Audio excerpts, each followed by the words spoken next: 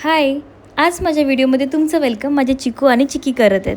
आज दोघेही भलतेच खुश आहेत कारण त्यांच्या मम्माने त्यांच्यासाठी नवीन स्क्रॅचिंग पॅड मागवला होता. सोबतच सुसू पॉटीसाठी कॅट लिडरसुद्धा मागवली होती.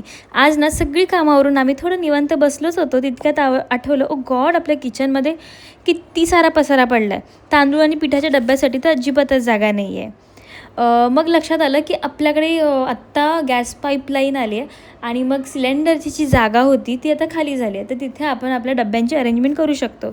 मग काय, मी उठले तरा आणि लागले माझ्या कामाला. जेवायला बसले की माझ्या बाळाला शी येते आणि कामाला लागल्यावरती माझ्या बाळाला ज्यूस हवं असतं, कधी लिंबू पाणी हवं असतं, कधी दुधाच्या बॉटलमध्ये दूध भरून हवं असतं. हे सगळं मी काम करायला गेली कीच त्याला आठवतं.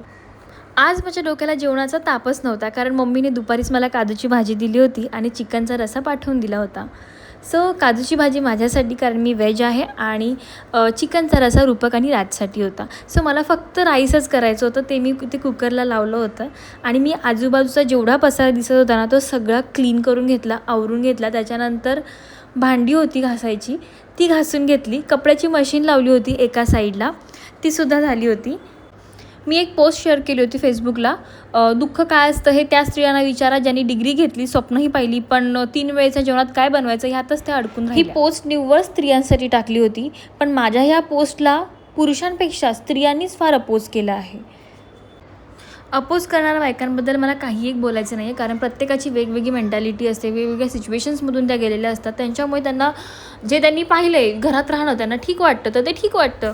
पण माझी पोस्ट त्या स्त्रियांसाठी आहे ज्या शिकलेल्या आहेत, ज्यांनी स्वप्न पाहिलेत आणि तरीही त्या घरामध्ये अडकून पडल्यात. कारण की एक सिच्युएशनला मीही त्या लाईनमध्ये होते जेव्हा 3 वर्ष मी घरामध्ये होते. मी पागल झाले होते 4 भिंतींमध्ये राहून. ठीक आहे, कुठेच येणं जाणं नव्हतं, फक्त घर, एक घर आणि आपल्या घरातली कामं.